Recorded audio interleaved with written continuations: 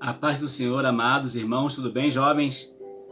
Que Deus abençoe, espero que vocês estejam todos bem, que a sua família esteja bem, que a sua casa, o seu casamento, os seus estudos, ainda que de forma remota, de forma híbrida, esteja tudo bem. Hoje nós vamos estudar a nossa segunda lição, que tem como tema a ação de graças pela igreja de Corinto.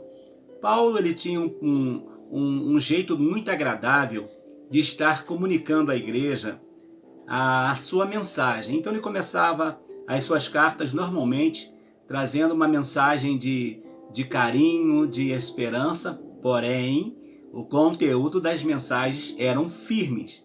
Não eram mensagens vazias, eram mensagens firmes, mas de um conteúdo muito importante. E nessa segunda lição, então, vai dizer ação de graças pela igreja de Corinto. Nós temos como texto do dia: sempre dou graças ao meu Deus por vós, pela graça de Deus que vos foi dada em Jesus Cristo. 1 Coríntios 1:4.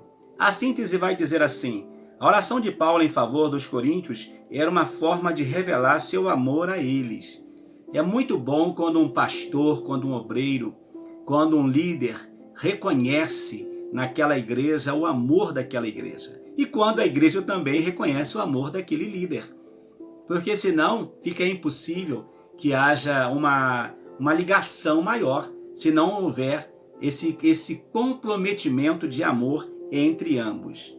O nosso objetivo da lição é expor a saudação de Paulo na primeira carta aos Coríntios, mostrar o contentamento de Paulo pela obra de Cristo na vida dos coríntios e ressaltar que a igreja em Corinto era marcada pelos dons espirituais. Nós vamos ver que a igreja de Corinto era uma igreja rica espiritualmente. Porém, esta igreja, mesmo tendo todos os dons espirituais, era uma igreja que Paulo vai reclamar desta igreja. Ele vai dizer também que essa igreja era uma igreja carnal, uma igreja que ainda não tinha atingido a maturidade espiritual, a maturidade cristã. Então, é uma igreja que ele vai ter repreensões por parte do apóstolo Paulo. Nós temos a primeira carta aos Coríntios e temos a segunda carta aos Coríntios. Então, há um contraste entre as duas cartas. Na primeira carta, ela é uma carta prática, na segunda é uma carta pessoal. Ela enfoca o caráter da igreja coríntia. Na segunda enfoca Paulo expor sua alma ao falar do seu amor pela igreja de Corinto. Lida com questões do casamento, da liberdade, dos dons espirituais e da ordem na igreja. Lida com problemas dos falsos mestres. Paulo defende sua autoridade e a verdade de sua mensagem. Paulo fornece instruções em assuntos relacionados ao bem-estar da igreja. Na segunda, Paulo dá o seu testemunho porque sabe que a aceitação do seu ministério é vital para o bem-estar da igreja. Também, e por último, contém conselhos para ajudar a igreja a combater as influências pagãs na pecadora cidade de Corinto. Contém um testemunho para ajudar a igreja a combater a devastação causada pelos falsos mestres. Então, uma carta, a primeira carta, é uma carta mais prática.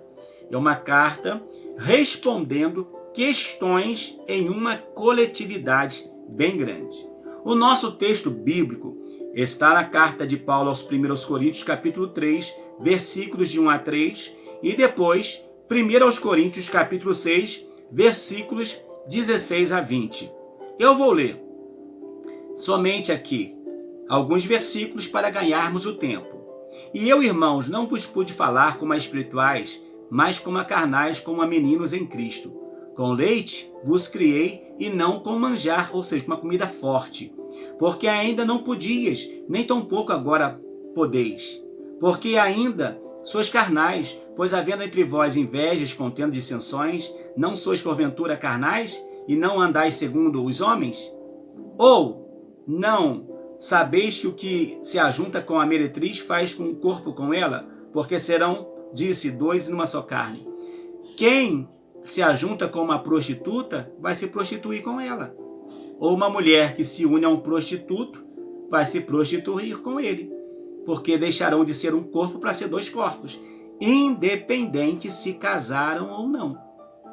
Desde o momento que há uma união carnal, que há uma junção carnal, o pecado está ali. Se não foi uma união segundo a vontade do Senhor nosso Deus. A nossa introdução diz assim, amados. Ao iniciar a carta, Paulo faz as saudações iniciais com sabedoria, de forma fraterna, agradecendo a Deus pela vida dos coríntios. O amor do apóstolo pela igreja fala mais alto que sua insatisfação com alguns comportamentos internos dos crentes. Antes, trata os problemas.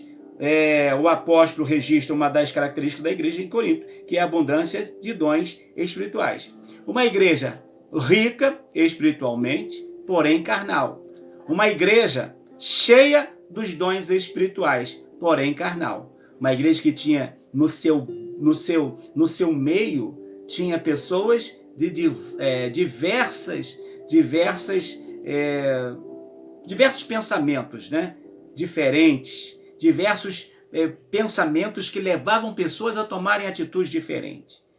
Divisões, dissensões, murmurações, tudo isso acontecia na igreja de Corinto. Paulo, então, vai ficar triste em saber que esses acontecimentos estavam falando mais alto na vida da igreja. No primeiro tópico, nós vamos falar sobre saudações de Paulo à igreja. Paulo se representa e justifica seu chamado, e também, no 2, reconhecimento do chamado dos seus leitores e a saudação fraternal de Paulo. Diz assim, no primeiro subtópico, Paulo se apresenta e justifica seu chamado. O apóstolo inicia a carta com saudações e ações de graça em favor dos coríntios. Logo ao início, ele procura mostrar que não trabalhava sozinho, pois o irmão Sóstenes estava com ele. Sóstenes era o chefe da sinagoga de Corinto. Quando Paulo começa a pregar, Paulo primeiro, ele vai tentar alcançar as pessoas e os judeus, na sua maioria, não o aceitam. Mas Sóstenes vai aceitar, e por ser o principal da sinagoga, a exemplo de Nicodemos também, né, que era um príncipe da sinagoga, ele vai ter uma posição de honra no meio daquela sociedade. Então aqueles judeus tentando, vamos dizer assim, abater a decisão de Sóstenes, vão espancá-lo para que ele mudasse de ideia. Não entendendo que a salvação em Cristo não visa posições terrenas, porque muito deles, quem sabe, até tentou fazer isso visando posições terrenas. Mas o reino de Deus, ela nos garante, são posições eternas em Cristo. Então Sóstenes é esse que vai estar com Paulo, esse que vai estar fazendo parte com Paulo nesse ministério. Paulo, então, ele não trabalhava sozinho. Diz, então, que enquanto o apóstolo Paulo escrevia a carta em Éfeso, Sóstenes continuava ao lado dele para ajudar a igreja. Esse episódio nos mostra que a amizade verdadeira é algo precioso na vida de uma pessoa. Por isso, ela deve ser cultivada para que se mantenha ao longo da vida, pois é como um tesouro a ser preservado. Ter amigos hoje em dia não é fácil. Então, quando você encontrar um amigo, quando você, jovem, encontrar alguém que lhe seja assim querido, não abra mão dessa amizade por qualquer coisa, mas cultive esta amizade. Você vai casar, você vai ter filhos, você vai ter família, mas a sua amizade vai continuar com essa pessoa. Então, cultive sempre boas amizades. Eu acredito que você que está comigo estudando essa lição, você pode lembrar agora de alguém que é seu amigo desde a infância, desde pequeno, que vocês estudaram juntos, que vocês cresceram juntos. E isso é muito bom, saber que nós temos alguém que a gente pode ligar, pode mandar um zap, um WhatsApp, pode mandar uma mensagem e essa pessoa vai nos atender. Não vai dizer que está ocupada. É muito bom. Paulo podia contar com Sóstenes, porque nesse momento ele estava sendo fundamental para o ministério do apóstolo. Como em outras cartas, o apóstolo faz questão de defender seu apostolado e a origem divina do seu chamado. Ele faz essa defesa porque alguns falsos mestres surgiram na igreja e tentavam constantemente manchar sua imagem e sua mensagem. Por quê? Porque eles diziam que para ser apóstolo de Jesus tinha que ter andado com Jesus, e Paulo não andou com Jesus. Você vai ler, e você já sabe disso, que Paulo foi chamado ao apostolado na estrada de Damasco, quando ele estava indo para prender crentes. Ali Deus fala com ele, Jesus fala com ele, e ali ele se converte. E Deus fala então com Ananias: Ananias, vai na rua chamada direita, que lá tem um homem chamado Saulo, você vai lá, você vai orar por ele, e ele vai ser curado. Quando Ananias ouve isso, Ananias fica desesperado, dizendo: não vou. Mas aí Jesus fala para ele, Deus fala para ele: olha, vai sim, porque ele é para mim um vaso escolhido. Então quem escolheu Paulo não foi os homens, não foram os homens. Quem escolheu Paulo foi o próprio Senhor Jesus. Vocês vão de se lembrar bem que Judas, quando ele procura o seu caminho e morre, vão lançar sorte. E se não me foge a memória, porque agora me veio à mente agora para falar, lançam sorte e cai sobre Matias. Matias era um deles. Matias foi escolhido a ser um apóstolo do Senhor Jesus. Os homens escolheram, mas agora não. Agora, quem escolhe Paulo é o próprio Senhor Jesus. E a igreja de Corinto, por ser uma igreja pagã, aqueles cristãos que estavam ali, que eram, inclusive nós vamos falar sobre isso, que eram judeus, alguns haviam até se convertido ao cristianismo, mas eles queriam o quê? Que os gentios, ao aceitarem, eles não fossem cristãos, mas eles fossem judeus. Porque eles queriam que eles tivessem as mesmas práticas do judaísmo. E não era isso que Paulo pregava. Por isso, então, que Paulo, volta e meia, vai defender o seu apostolado. Reconhecendo o chamado de seus leitores.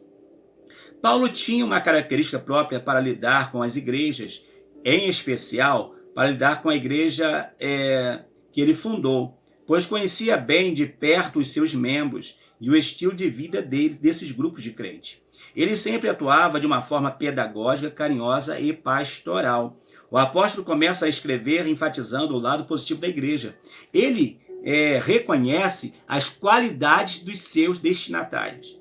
Paulo, então, tinha uma palavra pedagógica, uma palavra didática, de instrução, de ensinamento para os irmãos, para as igrejas que ele escreveu as suas cartas, para os seus, vamos dizer assim, os seus discípulos na fé, como Timóteo, como Tito, né? Ele vai falar, Filemon, ele vai falar, né, instruindo esses amados irmãos.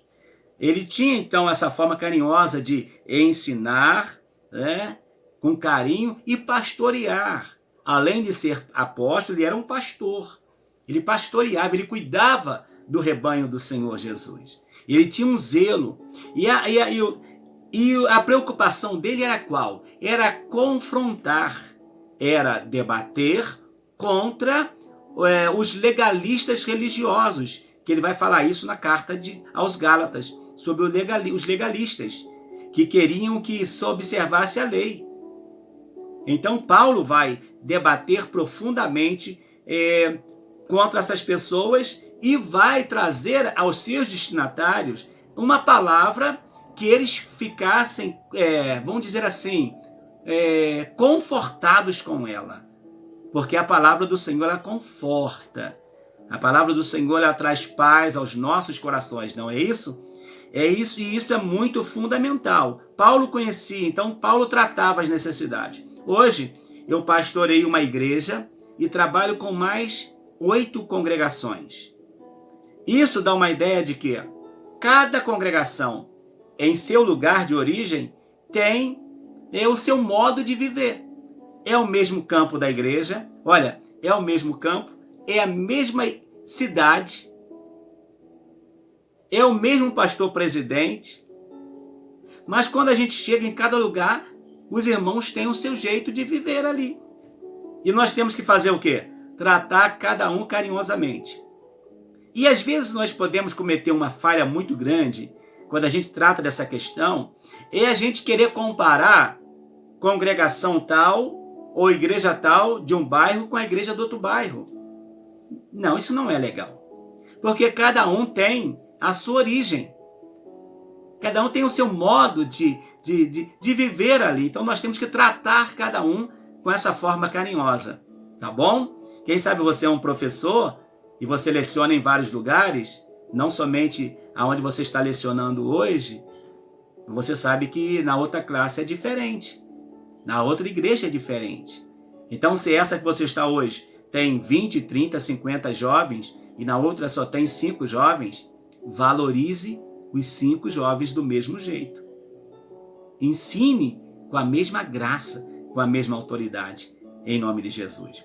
A saudação fraternal de Paulo. Paulo, ele deseja à igreja a graça e a paz de nosso Senhor e Salvador Jesus Cristo, né? A paz vinda de Deus.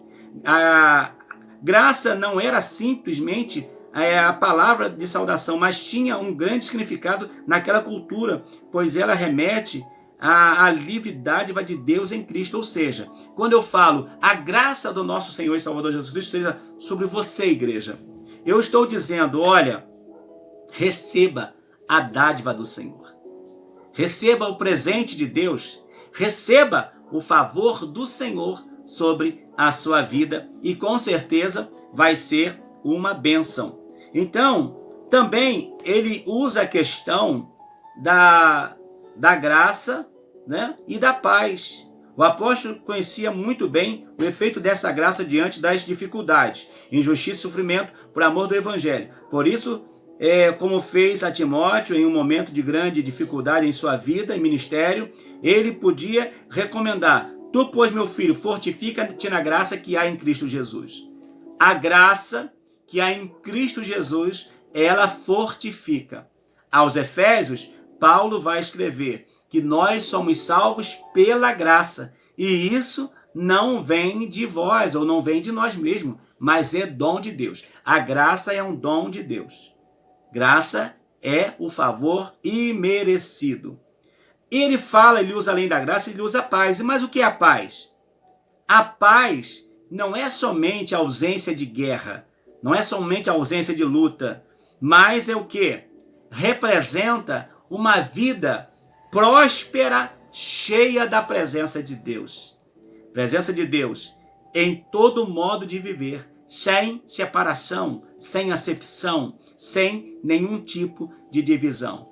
Então, nessa manhã, nessa tarde, nessa noite, não sei quando você vai assistir essa aula, jovem, receba a paz, receba a graça do nosso Senhor Jesus Cristo. Está vivendo tumulto na sua casa, na sua família, no seu casamento, jovem?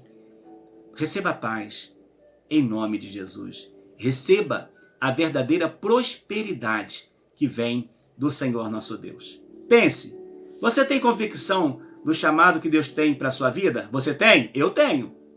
Eu tenho convicção.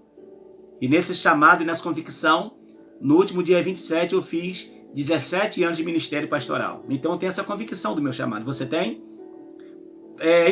Ponto importante. Servir a Deus é uma honra, um privilégio. Então seja feliz.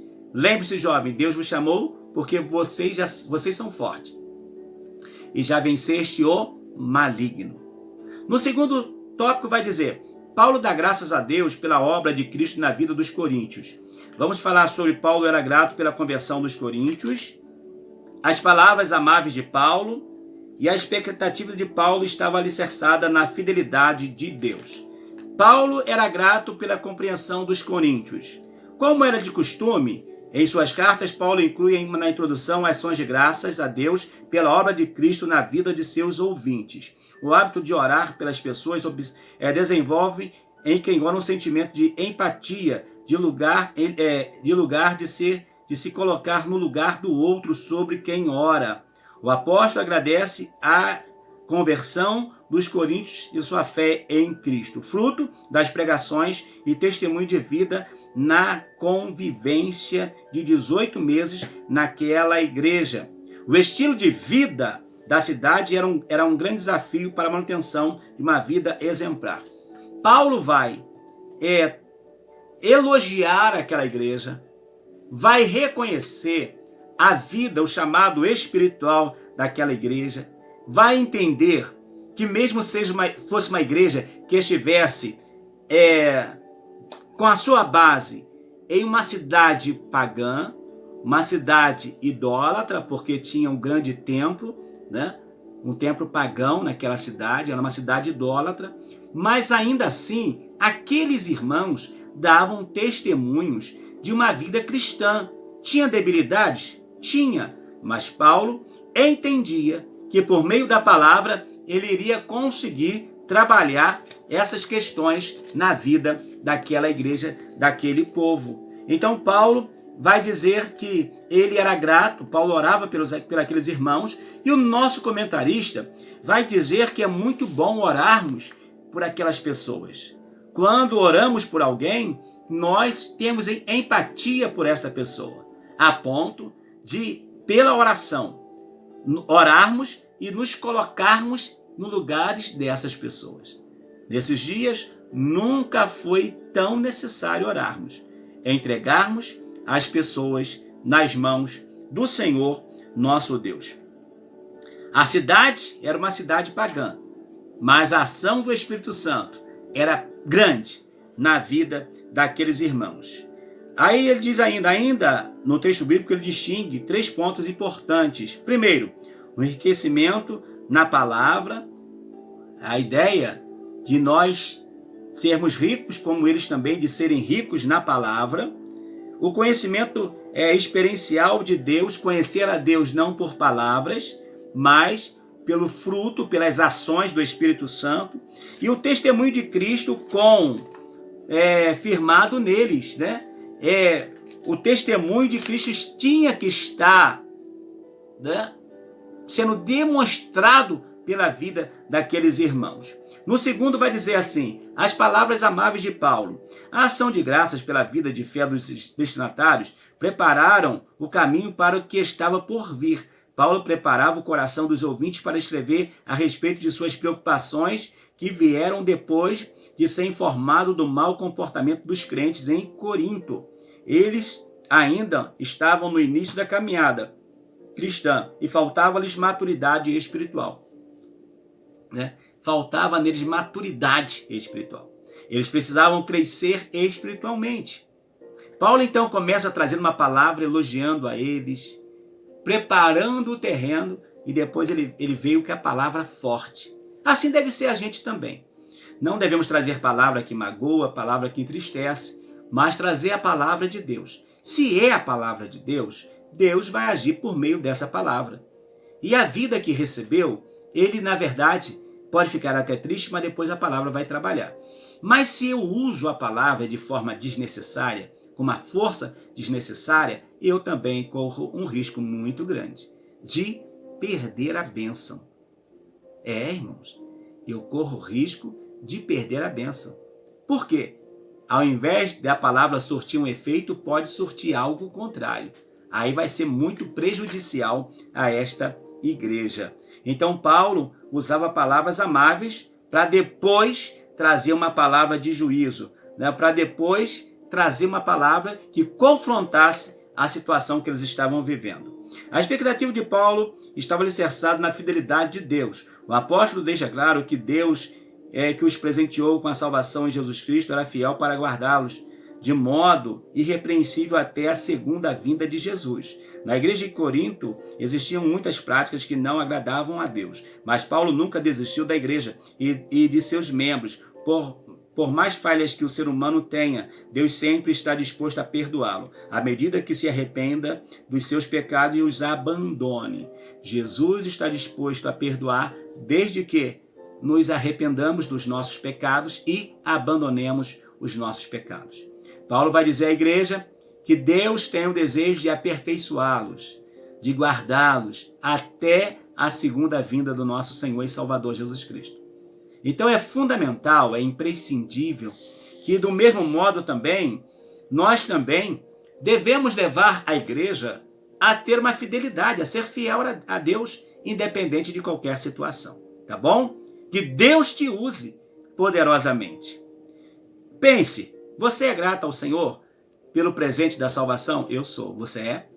Ponto importante. Cristo nos salvou e como crentes precisamos dissipar os conflitos e comportamentos que não condizem com a vida cristã.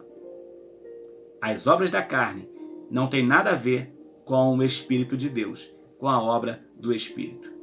Nosso último tópico vai dizer assim: uma igreja marcada pelos dons. Os dons espirituais, vamos falar, os dons espirituais não definem nossa espiritualidade e também os dons são capacitações para o serviço. Os dons espirituais.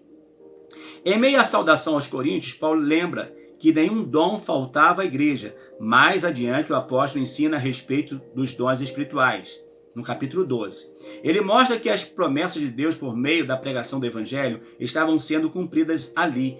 A igreja em Corinto estava cheia dos dons. E eu falo isso também, que os dons são o quê? Presentes de Deus. Os dons são presentes dados por Deus à igreja. E os dons são para edificação, consolação e exortação. Então é tríplice, a distribuição, a ação dos dons na vida da igreja. Consolar, exortar e edificar. Tudo isso sem contar que deve ser feito no amor de Deus. Uma das primeiras reações dos leitores das cartas aos Coríntios é como Deus pode conceder tantos dons espirituais a uma igreja carnal e com muitos problemas morais. Os dons são presentes e merecidos, ou seja, a igreja podia ser carnal? Podia, mas os dons é presente.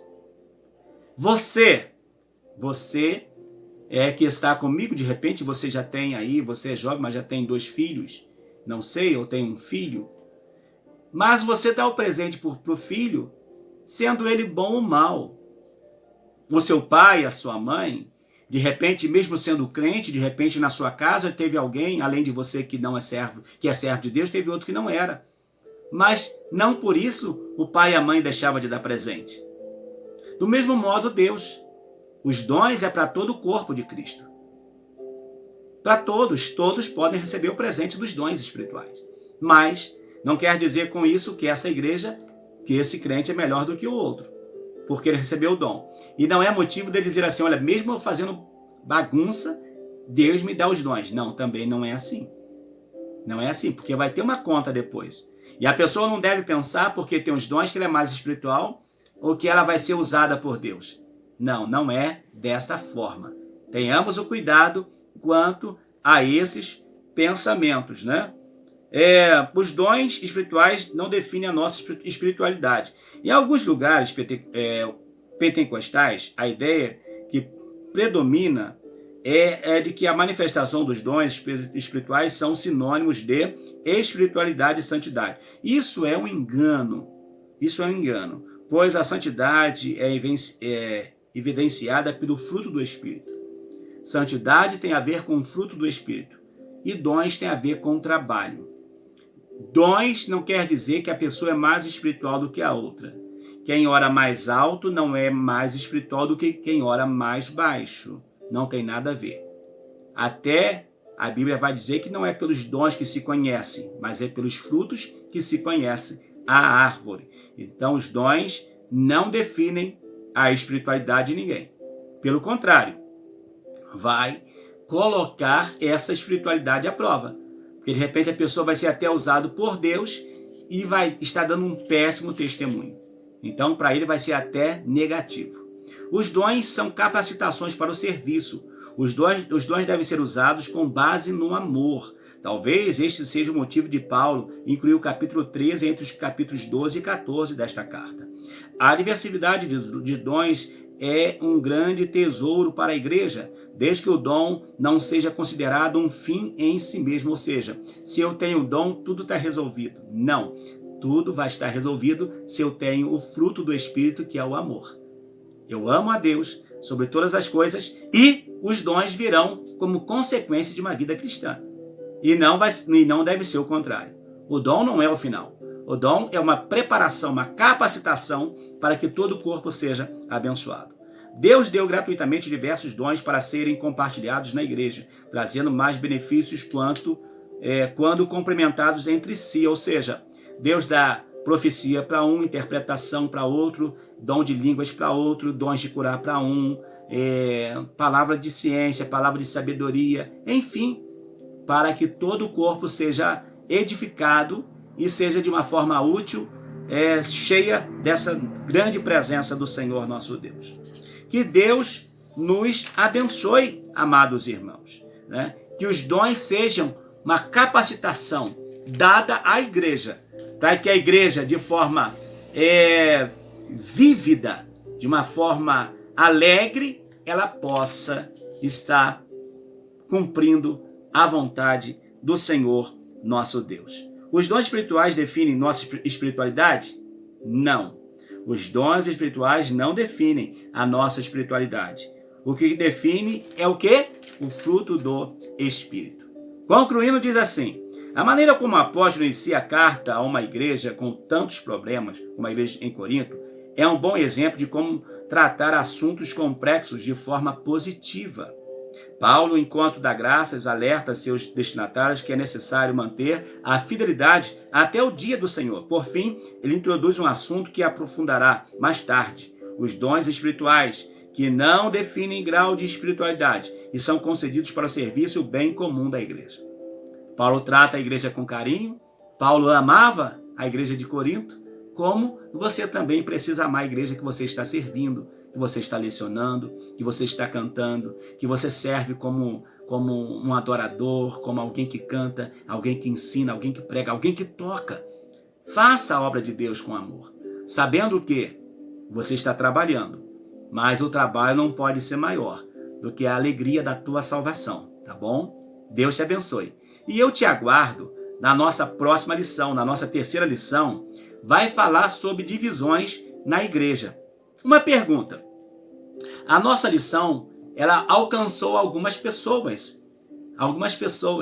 Se você desejar, poste o seu comentário, jovem, de onde você é, para que a gente conheça, para que a gente forme aí um grupo de amizade nessas nossas aulas de domingo, quando Deus estará nos usando de forma maravilhosa. Deus te abençoe.